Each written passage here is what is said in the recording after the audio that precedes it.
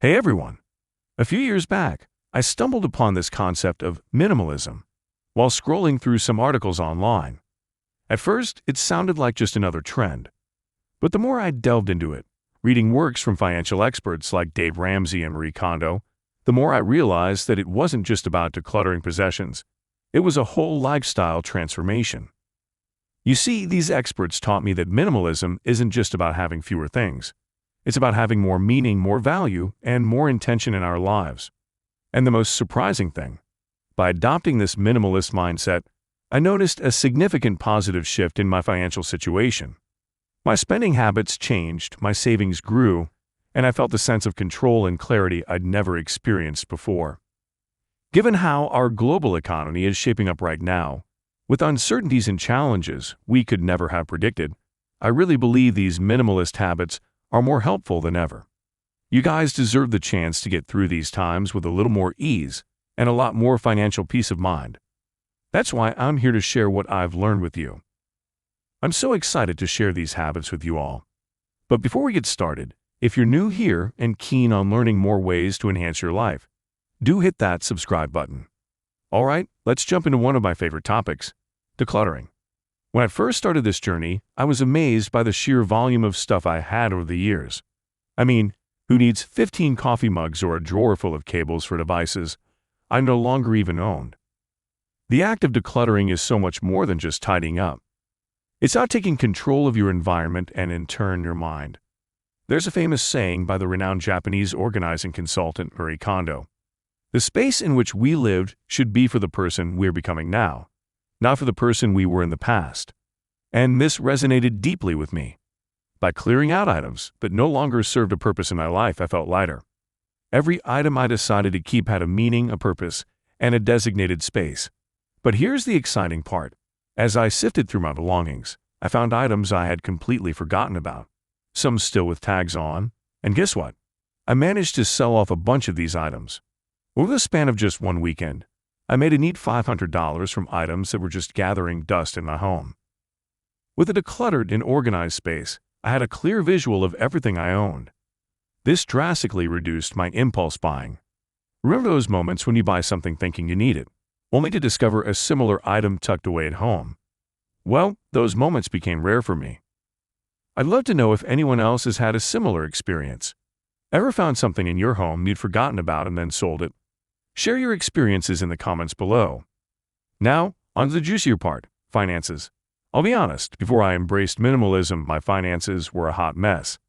There were multiple bank accounts, a stack of unsorted bills, and let's not even talk about the maze of online subscriptions I'd lost track of. But as I simplified, not only did my wallet thank me, but I also found a sense of peace I hadn't felt in years. Using a single bank account. You know, there's beauty in simplicity. I once read a quote from the legendary investor Warren Buffett. Do not save what is left after spending. Instead, spend what is left after saving. This hit home for me. By consolidating my finances into one primary bank account, it became a whole lot easier to track my spending and savings. No more juggling between accounts, no more unnecessary bank fees. And I saved about $1,590 annually just by doing this, and most importantly, a crystal clear overview of where my money was going. Automatic savings. Taking a page from Buffett's playbook, I set up automatic transfers to my savings account. This isn't just a good to do, it's a game changer. By automating a portion of my income, which I started with just 10%, I was effectively paying myself first. Over a year, I watched in astonishment as my savings grew by a whopping $3,600 without me even lifting a finger. Now, I understand that not everyone might be in a position to save 10% right away, but even starting with 1% or 2% can make a significant difference over time. The key is consistency. Eliminating debt. Debt can be a significant burden, both financially and emotionally. I made it a priority to tackle my debts head-on. By focusing on paying off high-interest debts first, and then moving to the smaller ones, I saved thousands in interest over the years. It reminds me of a piece of news I came across a while back. A couple managed to pay off a $300,000 mortgage in just 5 years by living frugally and aggressively paying down their debt. Their story was a testament to the power of financial discipline and determination. Review and cancel unneeded subscriptions. In today's digital age, it's so easy to sign up for subscriptions, often without even realizing the long-term financial impact. I took a deep dive into my monthly commitments and was shocked to find I was spending over $50 a month on services I rarely, if ever, used. That's $600 a year. By trimming these down, I not only saved money but also decluttered my digital space. Budgeting. I can't stress this enough. Having a budget changed my financial game. It's like going on a road trip with a map. By setting clear financial boundaries for myself, I always knew where my money was going, which helped curb impulse spending. And you can learn this if you check one of our videos in the description box below. I'm telling you, the step-by-step guides are so easy and a game changer. So better check that out after this video. Anyway, so now let's talk about something that dramatically shifted my perspective. Conscious consumerism. Quality over quantity. I remember when I used to be enticed by sales and discounts, often buying items simply because they were a good deal. But what I've come to realize is that cheap doesn't always equate to value. There's this saying by William Morris that resonated with me: have nothing in your house that you do not know to be useful or believe to be beautiful. I started investing in fewer high-quality items. For instance, instead of buying 3 pairs of $20 shoes every year that wore out quickly, I invested in a $100 pair that lasted for years. Not only did this save me money in the long run, but I also reduced waste. The 30-day rule. This one's a lifesaver. Whenever I'm tempted to make a non-essential purchase, I wait 30 days. More often than not, by the time a month has passed, the initial urge has faded. A report from slickdeals.net mentioned that the average American spends nearly $450 a month on impulse buys. That's over $5,000 a year. By implementing the 30-day rule, I've cut my impulse spending by at least half. Mindful online shopping. With the rise of e-commerce, especially in the past few years, online shopping has become both a blessing and a curse. While it offers convenience, it also presents endless opportunities for impulse buying. I started limiting my online window shopping sessions and began using wish lists. This way, I could revisit items and evaluate if I genuinely needed them. You should definitely try that one too. Understanding the true cost. Did you know that the fashion industry is the second largest polluter in the world? Or that our insatiable demand for electronics contributes to harmful mining practices in some regions? I began educating myself on the true cost of products, not just in terms of money, but their environmental and social impact. By supporting sustainable and ethical brands, I felt better about my purchases, knowing they aligned with my values. Local and secondhand shopping. In a bid to be more sustainable and support local economies, I turned to local artisans and secondhand shops. Not only did I find unique pieces with a history, but I also saved a significant amount by avoiding brand markups. Plus, it's always a thrilling experience to uncover a hidden gem in a thrift store or flea market. By becoming conscious consumers, we not only benefit our finances but also contribute to a more sustainable and equitable world. And honestly, there's no better feeling than knowing your choices make a difference. Shifting gears a bit, let's talk about heart of the matter: the minimalist mindset. This isn't just about owning fewer things. It's about cultivating a new way of viewing life, possessions, and what truly matters. I've found that this mindset not only brings clarity to my finances, but also to my personal and emotional life. Valuing experiences over things. One profound realization I had was that the joy from experiences often outlasts the thrill of new possessions. Think about it. While the excitement of a new gadget might fade, memories from a great vacation, or even a simple day out with friends, can last a lifetime. As Maya Angelou famously said, "People will forget what you said, people will forget what you did, but people will never forget how you made them feel." By shifting my spending from things to experiences, I found deeper satisfaction and fewer unnecessary items cluttering my space. Embracing the enough mentality. In a world constantly shouting more is better, adopting an enough mentality can be revolutionary.